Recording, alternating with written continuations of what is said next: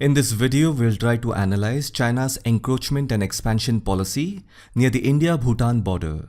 What is China's intention and purpose behind it? The first thing that you have to understand is that China has an expansion policy. After the 1978 Chinese economic reform, no doubt China has expanded its economy to such an extent that today China is one of the top economies of the world. There is no doubt in that. However, with this economic growth mindset, China also tries to grow in its physical size every now and then by getting into border disputes with its neighboring countries. Presently, China has the largest number of neighbors in the world, sharing its 22,000-kilometer land borders with 14 countries: North Korea, Russia, Mongolia, Kazakhstan, Kyrgyzstan, Tajikistan, Afghanistan, Pakistan, India, Nepal, Bhutan, Myanmar, Laos, and Vietnam. These are just land border disputes. China even has island disputes with countries that lie within its self-proclaimed South China Sea border. These countries are Japan, Philippines, Taiwan, Brunei, Cambodia, Indonesia, and Malaysia. And it is no surprise that China is deeply involved in territorial disputes with all these countries. So that is how we come to this conclusion that apart from its economy, China tries to grow its physical land size in a very subtle manner every now and then by getting into border disputes with its neighboring countries. Now the question is why China has so many border issues. It can be understood if a country has border issues with 3 or 4 countries. But if it has it with more than 20 countries, that really calls for a deep scrutiny. If you sit and study these land disputes, you will come to this conclusion that in almost every land dispute, it is China that goes and occupies land illegally. Now the next question is why China does that? And the answer is very simple. It is a tactic which China uses to negotiate on wider issues with its neighbors. Basically, in simple words, you have to be a bully. It is very much part of diplomacy, but this kind of diplomacy can only be done by a strong country that does not care about international norms or what others think of them. On top of that, if that country is economically strong, then it's icing on the cake. Even to fight a war, you need money. To spread propaganda, you need money. To build a narrative, you need money. And to buy someone's support, you need money. Similarly, if you look at the West, United States is a bully of the West. But they are a sophisticated bully. Their tactics are very subtle, sophisticated, smooth, intellectual. But China does it in a very raw manner. Anyhow, so this is the real context behind China's so many land border disputes. Now in this video, we are going to learn about China's recent construction and encroachment in Bhutan. You must have recently seen in the news that China has built a village 8 kilometers deep inside Bhutan's territory. And then China is also developing that village with various kinds of infrastructure. In this video, my aim is to make you understand what is the meaning behind all of this and where exactly China has built that village. When I say what is the meaning behind it, of course, I mean its strategic importance. Simply saying that China is building the village for the development of its local inhabitants is out of the question. Because anything China does near the Indian border, that too when it is far away from mainland China, has a strategic reason behind it. So there is no choice other than to be critical about it. Anyhow, so this is Bhutan. If you look at this map, you will see that the southern region of the capital city of Lhasa till the Arunachal Pradesh, Sikkim and Bhutan border is a plain area. You will see mountains, but in between you will find large valleys, and that is why you will see that the Chinese have built highway roads in these valleys. Arunachal Pradesh provides security to Bhutan on its entire eastern flank. We all know about the Chinese obsession with the Tawang region. I have covered its strategic importance in another video. Indian Army has a strong presence in the Tawang Valley, so the eastern flank of Bhutan is well protected and guarded by the Indian government. Now let's look at Bhutan's western side. China has a strong presence, and you can see that the Chinese administered Tibet's land boundary is deeply penetrating between Sikkim and Bhutan. If you go further south, you will see the tri-junction border of India, China and Bhutan. If you see this yellow line, this is China's motorable highway road number G204. It connects the Chinese National Highway G318, and the Chinese National Highway G318 passes through the town of Lhasa, which is the capital of Tibet. After that, the highway passes through the Ningxi province. Like that, this highway connects mainland China with all these remote areas located near India-Bhutan-Nepal border. That also means with the help of this National Highway G318, China can very easily mobilize its civil and military infrastructure in deep strategic locations, and that is a big concern for India and Bhutan's territorial security. This G204 highway road connects the Chinese National Highway G318 to the nearest village located close to the India-China-Bhutan tri-junction border near Batangla. If you notice, this G204 road passes through the Doklam Plateau. If you remember, in 2017, the Doklam incident took place. Doklam is part of Bhutan, although India does not claim Doklam but supports Bhutan's claim and opposes China's road construction. Although the incident did not take place in the Doklam Plateau, it was regarding Doklam Plateau, that is why it is named as Doklam Incident. The clash between the Indian Army and the Chinese Army actually took place in Dokala. China also has constructed a road from Batangla to Dokala and wants to extend it further south towards Gamochen, where the Indian Army is guarding. Dokala is the place where the border standoff between India and Chinese troops took place. Anyways, China is building a road towards Gamochen. This will not only lead to intrusion in Bhutan's territory, but also a security threat for India, as it would bring the Chinese closer to the Siliguri corridor. And we all understand the strategic importance of the Siliguri corridor. It is barely 25 kilometers wide and it connects other states of India with the states of Northeast India. This narrow strip of land is popularly known as Chicken's Neck, and it poses a major defense challenge for India. All land trade between the Northeast and the rest of the country happens through this corridor. China is desperate to shift the tri-junction border further south by intruding Bhutan's territory, so that they can move closer to the Siliguri corridor. Anyhow, the new report claims that China is building villages in Bhutan's Lunsei district. It is a district located in the northeastern part of Bhutan. The Chinese have intruded 8 kilometers inside the Bhutan border. Although it is difficult for me to exactly pinpoint and locate where the actual location is, but it has to be somewhere within this area. And don't be surprised if the northern part of Bhutan is shown as part of the Tibetan administrative region by China. Every country releases its territorial map as per its own perception. However, this is widely perceived as the Bhutan border because here you will find the Himalayan mountains. These mountain ridges form a natural land border of a particular country. But as we all know, in between these mountains, you will also find river valleys. And it is through these river valleys, China enters Bhutan and India's territory and occupies them illegally. As per the news, China is building 3 villages with 66 miles of new roads, a small hydropower station, 2 Communist Party administrative centers, a communication base, disaster relief warehouse, 5 military and police outposts, some major signal towers, a satellite receiving station, a military base, and up to 6 security sites and outposts. This much of infrastructural development clearly suggests that China not only wants to settle in Bhutan, but it also wants to use this settlement to gain tactical leverage on other wider issues in Bhutan, which may also prove to be advantages against India.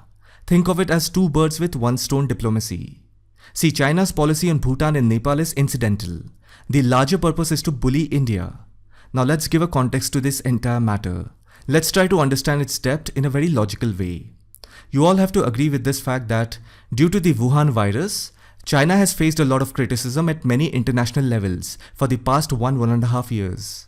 Many reports are even suggesting that there is strong evidence that the virus has been intentionally created in a Chinese laboratory. तो साफ सीधी भाषा में कहूँ, China की काफ़ी बदनामी हो रखी है दुनिया के सामने. You must have also noticed since last year China has been maintaining a low profile. अगर मैं आसान भाषा में कहूँ, चाइना थोड़ा छुप के काम कर रहा है, पहले की तरह ओपनली और मुंहफट होकर नहीं कर रहा. So this kind of border intrusion, illegal occupation is part of China's subtle dominance, जिसे हिंदी में कहते हैं छुप छुप के बदमाशी करना और ज़्यादा हल्ला नहीं मचाना. Now China cannot openly wage war on India, especially when the entire world is unhappy with China. And then not to forget, last year in May, the Indian army has given a befitting pushback to the Chinese army in Galwan Valley. हमारे 20 वीर गति को प्राप्त हुए, but we caused them more damage. That is why they took their tents and vehicles back. So what I'm trying to say is that openly China will not come and fight with India. Instead, China is doing all these low-profile activities in Bhutan and Nepal just to gain some leverage while dealing with India. See, you have to understand this. Fighting a war is easy. Armies will fight with each other and the one who stands strong is declared the winner. But today, if you fight a war, it is not only expensive, but it is also not worth it. Self-defending is something else. I am saying you cannot consciously go to war with someone. That will drain your economy. China is aware of this. Do you really think the Chinese soldier came to Galwan to fight with the Indian army? Their purpose was to show us eyes and to be a bully. Their intention was not to deploy large numbers and start a war. Furthermore, you have to understand this. China shares its border with so many countries. That means they have multiple fronts. Now deploying a large segment of its army at the Himalayas and starting a war against India will be a huge risk for them. Other countries will charge on them from the other side. So having such a large landscape has its negative points too. So fighting a war is not a wise thing to do. It will drain any nation's economy. So you have to look for alternatives. And there are other forms of war like information warfare, biological warfare, narrative building, tactical use of soft power. Information warfare is very easy. What you have to do is control big media outlets and open their offices around the globe. Tell them to cover stories, write articles, books, opinions, movies, drama, etc. After that, you will have the power to create stories, hide the truth, exaggerate the truth, or dilute the truth as per your needs. In the same way, narratives are built. Intellectuals and educated people are hired by these big media outlets. With the help of the right words, you can twist the nuances of any story that will have a drastic effect on human emotions and feelings. And like that, you can create softness, anger, and rebellion in a society. Now coming to biological warfare. We all know that Wuhan virus can be easily categorized under biological weapon. Reports are out that this virus was created intentionally in a Chinese lab. So you see, everyone builds their own narrative. Communities, societies, organizations, groups, religion, and nation build their own narrative. So coming back to this issue, Chinese construction and encroachment in Bhutan, not just Bhutan, everywhere near India-China border, can be easily categorized under tactical use of soft power. By constructing villages, if you see it from the eyes of the local inhabitants, the Chinese are doing a good thing in developing border districts and improving people's lives who experience harsh living and working conditions. Then any step towards reducing poverty will obviously be perceived as a noble work. So for those poor people, China is constructing villages and investing in infrastructure. Now imagine if everything is done and then people start living there comfortably in the next 5 to 10 years. Depending on the level of infrastructure, the nearby places will get influenced. For example, let's say you live in a place A and you know that there are great opportunities in place B. So obviously you are going to migrate and get attracted to place A, right? That is the same logic behind this plan. China has realized that it's better to develop these regions and fill them with their own people who share a similar ideology.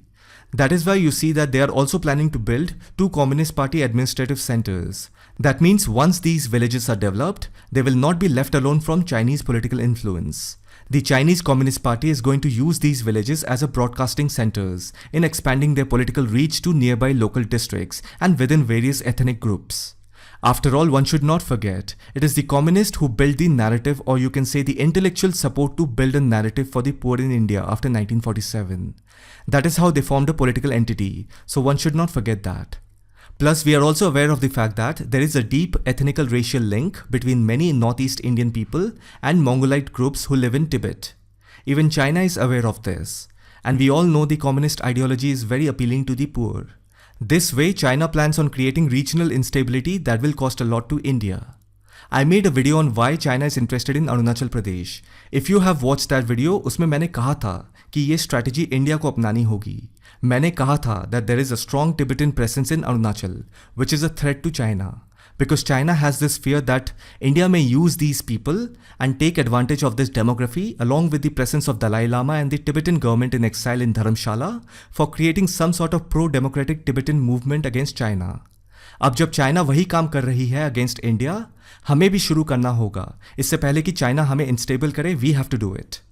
Now many of you might even have a question. This is not good. Exploitation of poor societies is not good. If India starts doing it, then what will be the difference between us and China? The point is not what will be the difference between us and them. And even if you want to know the difference is the intention. Our intentions are good. That is why many Tibetans support India, and they even dream of that day when India will come and make them free from Chinese authority and include Tibet with India. So it is not actually exploitation. Of course, it is a strategy. It is a strategy to gain demographic advantage, but there is no harm in that. That is why I have used this word tactical use of soft power. I have also made few videos regarding India and China. If you watch one by one, you will get to know the bigger picture. India simply cannot sit and watch. The Chinese are developing villages. Even we need to do that. I think it is high time that India has to focus more on northeastern states and jumpstart their development programs as soon as possible. Otherwise, the Chinese intentions are very clear. They want to create regional instability in Bhutan and India. And not very far from these areas is the state of West Bengal. We all have seen what has happened recently in West Bengal politics. Elections are being won based on appeasement. So in the end, what you have to understand is that if your enemy has created all the plans for creating instability in your territory, and then you are also aware of the fact that there are such elements within your own country who are constantly creating chaos, then it is only a matter of time these two elements will unite and create havoc. If we have to save India, then these two elements should not unite. It will be even great if you can end the whole situation once and for all. But that is not easy because everything in India has to go through democratic procedures, whereas China does not have to deal with such democratic obstacles. Both Indian and Chinese intelligence agencies have enough information about each other. But it is easy for the Chinese intelligence agency to function because of their authoritarian surrounding. That is not the case in India. So it gets difficult when you have to face a lot of restrictions, and on the other hand, your enemy is free. It is high time that India has to focus more on northeastern states and jumpstart their development programs as soon as possible. Otherwise, the Chinese intentions are clear. They want to create regional instability in Bhutan and India. I hope you found this video informative. Thank you for watching it.